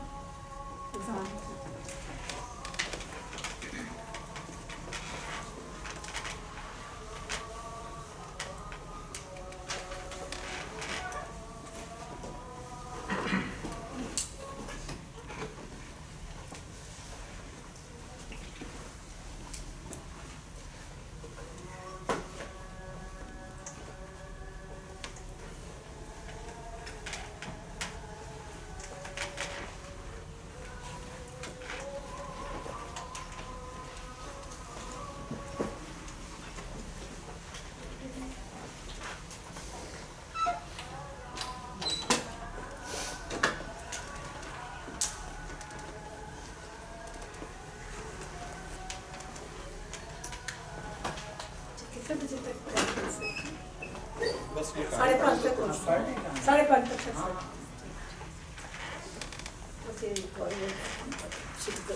चलिए उस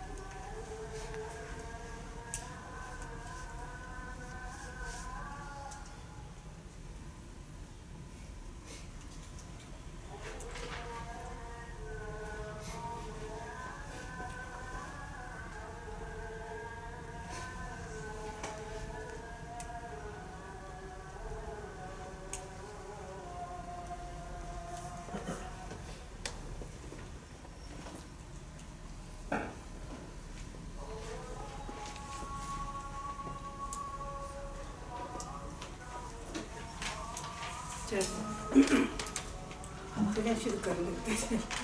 अच्छा, कहता है कि गेट से निकल कर जाऊंगा कहाँ, महल से निकल रहे। उसे अपने अकब में खड़खड़ाहट सी सुनाई दी। एक खादिम दरमियाने साइज का सूटकेस घसीटता हुआ चला आ रहा था।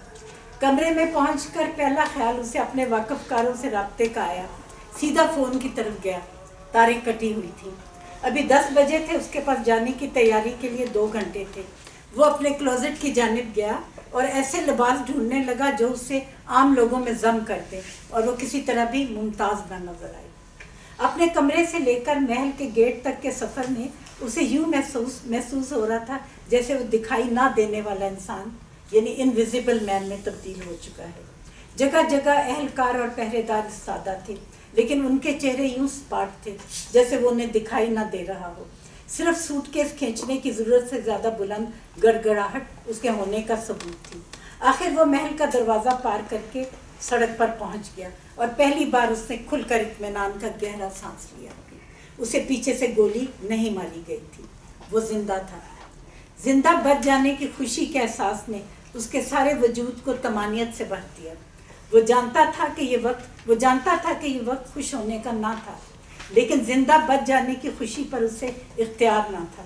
उस पर पहली बार इंकशाफ हुआ कि जिंदा होना जिसे वो आप लोग सुने कि जिंदा होना जिसे वो आज तक एक मामूल की बात के तौर पर लेता आया था, वो तो बजाय खुद कायनात की सबसे बड़ी खुशी है।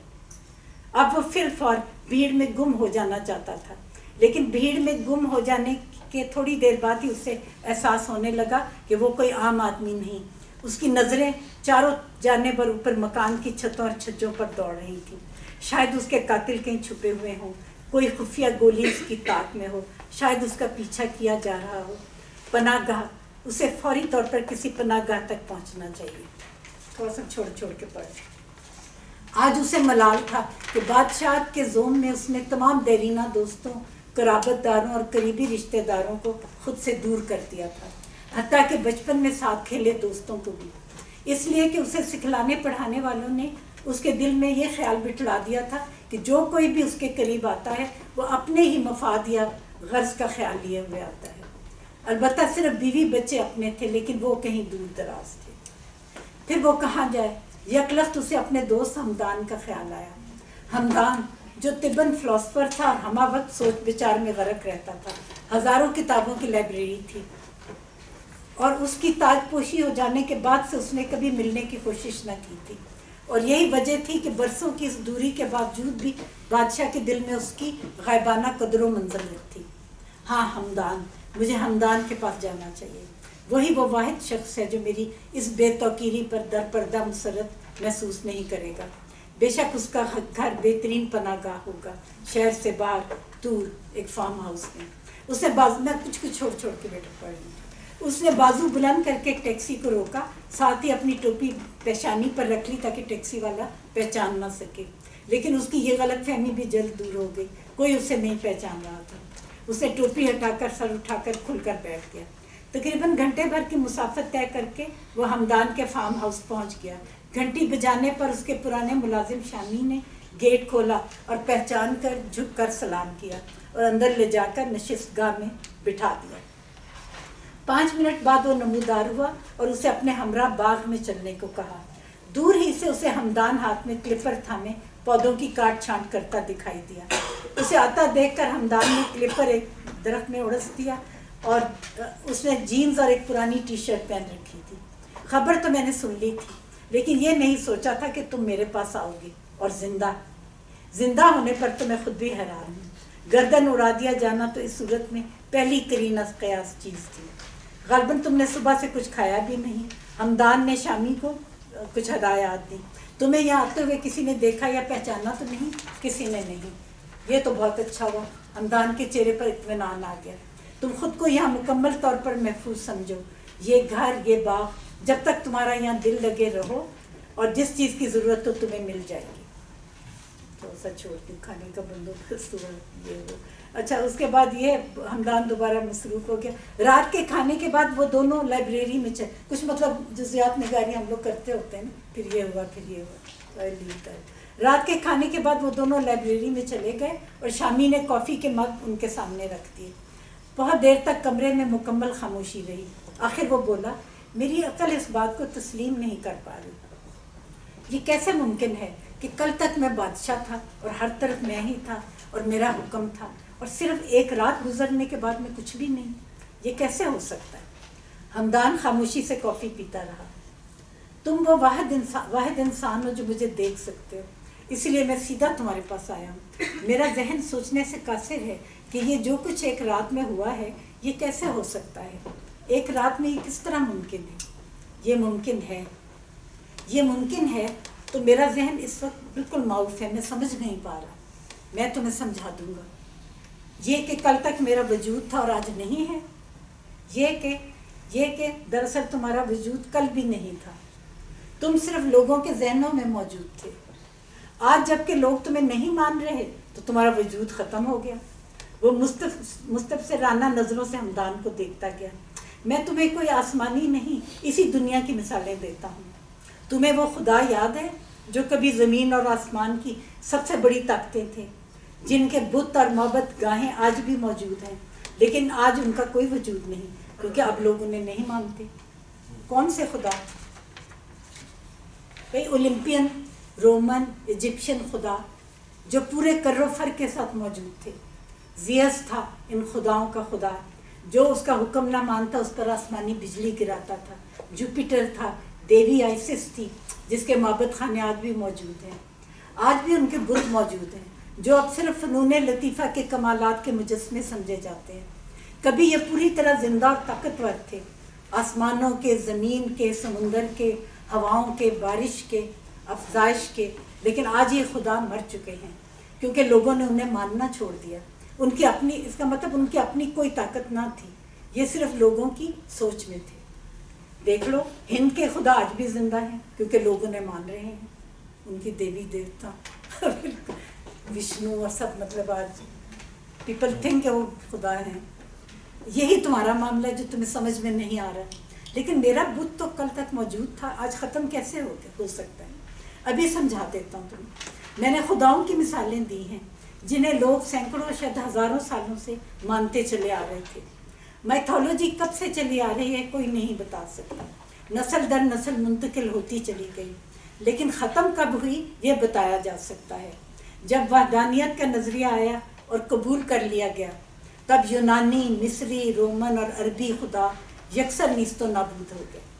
اس پروسیس میں صدیاں صرف ہوئیں، لیکن میرے دوست تم تو آدمیوں جیسے آدمی ہو، تم تو نسل در نسل منتقل نہیں ہوئے۔ کل تک تمہیں مانا جا رہا تھا، آج دوسرے کو۔ اب تمہیں خود کو سمجھانا ہوگا کہ تم خدا نہیں ہو اور نہ ہی نسل در نسل منتقل ہونے پر قدرت رکھتے ہو۔ کمرے میں مکمل خاموشی چھا گئی، دونوں آہستہ آہستہ کافی پیتے رہے۔ پھر اب مجھے کیا کرنا چاہیے؟ خود کو تلاش کرو، لیکن مجھے تو بادشاہ ہونے کے سوا اور کوئی کام آتا بھی تو نہیں۔ مجھے تو یہ بھی نہیں معلوم کہ خود کو تلاش کیسے کرتے ہیں۔ پہلا قدم یہ، بور تو نہیں ہو رہے؟ تھوڑا سا رہ گیا۔ اچھا، لیکن مجھے بادشاہ ہونے کے سوا، اچھا پہلا قدم یہ کہ اپنی صورتحال کو مکمل طور پر قبول کرو اور تنہائی میں سکون اور یکسوئی ڈھونڈو۔ اور یہ بھی بتاتا چلوں کہ مجھے انسانی صحبت کی بالکل عادت نہیں، خواہ وہ بادشاہی کی کیوں نہ ہو، لہٰذا تنہائی بانٹنے کی توقع مجھ سے نہ رکھنا۔ جب بھی بات کرنے کی ضرورت ہو لائبریری میں مل لیا کریں گے۔ اس جانب سے بے فکر رہو، مجھے خود بھی جس چیز کی ضرورت ہے وہ تنہائی ہی ہے۔ اچھا ہاں آلموسٹ ختم۔ اگلے روز اس نے لمبی لمبی سیر پر تنہا جانا شروع کر دیا۔ وہ فارم کے حدود سے دور نکل جاتا، اپنے پہچانے جانے کا خوف اس کے دل سے محو ہو چکا تھا۔ وہ اپنی مینڈولین اٹھاتا جو محل سے نکلتے وقت وہ ساتھ لایا تھا اور دور نکل جاتا۔ درختوں کے ایک جھنڈ میں ایک ذرا سی کھلی جگہ میں اسے ایک بڑا سا گول پتھر پسند آ گیا تھا جس پر بیٹھ کر وہ آرام کرتا اور سوچ بچار کرتا۔ پھر کچھ دیر مینڈولین بجاتا۔ لڑک پن کے ایک استاد سے کچھ عرصہ مدد لی تھی اور کچھ دھنیں بجانا سیکھ لی تھی، اور آج جب اس کی زندگی مکمل انتشار کا شکار تھی، یہ فن اس کے لیے سکون اور دل بستگی کا ذریعہ تھا۔ ایک روز وہ آنکھیں بند کر کے مینڈولین بجانے میں کھویا ہوا تھا کہ اسے عقب میں ایک سرسراہٹ سی محسوس ہوئی۔ اسے پلٹ کر دیکھا، درمیانی جسامت کا ایک کتا جھاڑیوں میں سے نکلا۔ کچھ دیر کھڑا دور اسے دیکھتا رہا، پھر آہستہ آہستہ چلتا اس کے قریب آ کر بیٹھ گیا۔ نیموا آنکھوں سے اس کی جانب دیکھتا گیا، گویا میوزک سن رہا ہو۔ اس نے بیگ میں ہاتھ ڈال کر سینڈوچ نکالا، اس کے سامنے ڈال دیا۔ وہ دم ہلانے لگا اور شناسا نگاہوں سے دیکھنے لگا۔ دوسرے دن وہ پتھر پر بیٹھا مینڈولین بجا رہا تھا کہ وہی کتا ایک جانب سے آیا اور کھڑا دم ہلاتا رہا، پھر اس کے قریب آ کر بیٹھ گیا۔ اس نے ہاتھ بڑھا کر اس کے کانوں کو سہلایا۔ اسے بھی کتے سے انس محسوس ہوا اور وہ اس کے لیے اپنے بیگ میں روٹی تلاش کرنے لگا۔ یکلخت جھاڑیوں میں کھڑکھڑاہٹ سی ہوئی اور دوڑتے ہوئے قدموں کی چاپ سنائی دی۔ ایک 9-10 سال کا لڑکا جھاڑیوں میں سے نکلا اور ادھر ادھر دیکھنے لگا۔ پھر کتے پر نظر پڑی، کچھ دیر کھڑا ہچکچاتا رہا، ارے یہ تو یہاں بیٹھا ہے، میں اسے ڈھونڈ رہا تھا۔ پھر وہ مینڈولین کی طرف دلچسپی سے دیکھنے لگا۔ آپ کو بجانی آتی ہے؟ اس نے ایک شوق سی دھن بجانا شروع کر دی۔ لڑکا چمکتی آنکھوں سے مسکرا کر دیکھتا رہا۔ دھن ختم ہوئی تو اس نے پچکار کر کتے کو بلایا، کتا اس کے پیچھے چلا گیا۔ اب لڑکا روزانہ اس کے پاس آنے لگا، معصومانہ باتیں کرتا اور مینڈولین سیکھنے لگا۔ بھوک لگتی تو خود ہی اس کے بیگ سے کھانے کی چیزیں بھی ڈھونڈ لیتا۔ ایک دن لڑکا آیا تو اس کے ہاتھ میں کاغذ میں لپٹا کیک کا ایک ٹکڑا تھا۔ اس نے بتایا کہ اس کی بہن نے دیا ہے اور وہ روز پیچھے درختوں کے آگے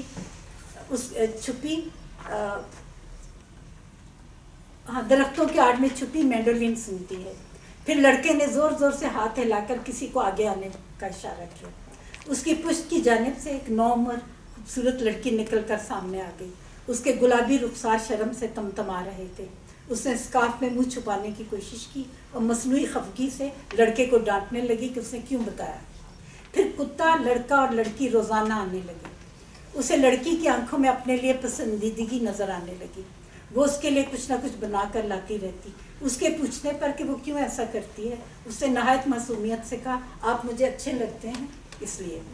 वो उसे मैंडोलिन पर अपनी पसंद की धुनें बजाने को कहती और जब तक वो बजाता रहता सताइश भरी नज़रें उसके चेहरे पर गाड़े रहती।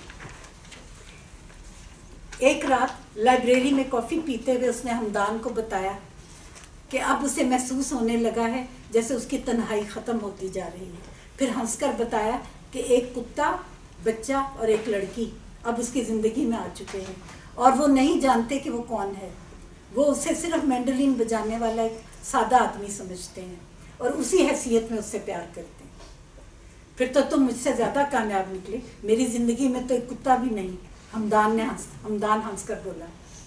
अगले रोज़ कुत्ता, लड़का और बच्चा कुत्ता, लड़की और बच्चा उसके पास बैठे थे।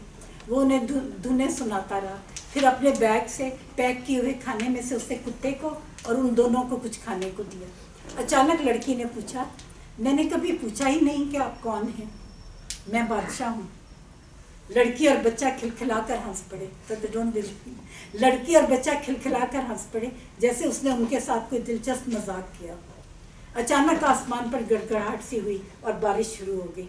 वो उसकी बात पर हंसते कुत्ते को लेकर तेज़ी से अपने गांव की तरफ दौड़ गए। उसने अपना बैग संभाला, मैंडोलिन उठाई और उठ खड़ा हुआ। सर उठाकर आसमान पर छाई काली घटा को देखा। बारिश उसके ऊपर को उठे चेहरे पर गिरने लगी। महल में रहते हुए उसे बारिश के कतरों को महसूस करने का कभी मौका ही नहीं मिला था। सूंधी सूंधी खुशबू से लबरेज हवा के खुल्क झोंके ने उसके पूरे वजूद को अजीब से सुरूर से सरशार कर दिया और वो ज़ेरे लब मुस्कुराता फार्म की जानिब चल पड़ा।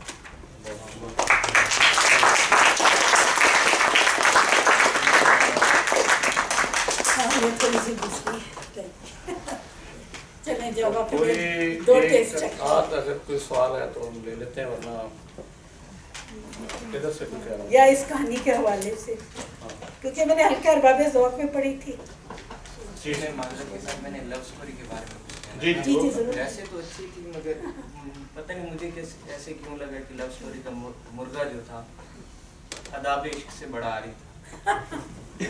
मतलब मुर्गी उसको नहीं मुस्बत जवाब दे रही, वो भी फिर भी टुनी मारी जा रही। तो अच्छा था ना कि मुर्गा था। अच्छी बात है, वरना आदमी होता तो 1 लाख चीज़ें, भाई मैं ये कहूँगा तो वो क्या सोचेगी, अच्छा ये कहूँगा तो ये ना हो जाए। तो मुर्गा था इसलिए ऐसे चले वो तो बड़ा बनता था जी, मुझे सीखना चाहिए आपको।